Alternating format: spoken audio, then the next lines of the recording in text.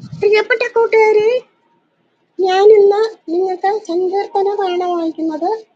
8-ാം സങ്കീർത്തനം. ഞങ്ങളുടെ കർത്താവായ യഹോവേ, നിന്റെ നാമം ഭൂമിയിലൊക്കെയും എത്ര ശ്രേഷ്ഠമായിരിക്കുന്നു. നീ ആകാശത്തിൽ നിന്റെ തേജസ് വച്ചിരിക്കുന്നു.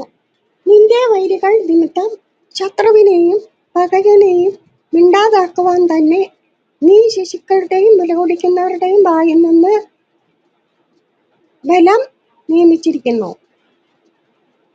നിന്റെ വിരലുകളുടെ പണിയായ ആകാശത്തെയും നീ ഉണ്ടാക്കിയ ചന്ദ്രനെയും നക്ഷത്രങ്ങളെയും നോക്കുമ്പോൾ മർത്യനെ നീ ഓർക്കേണ്ടതിന് അവൾ എന്ത്?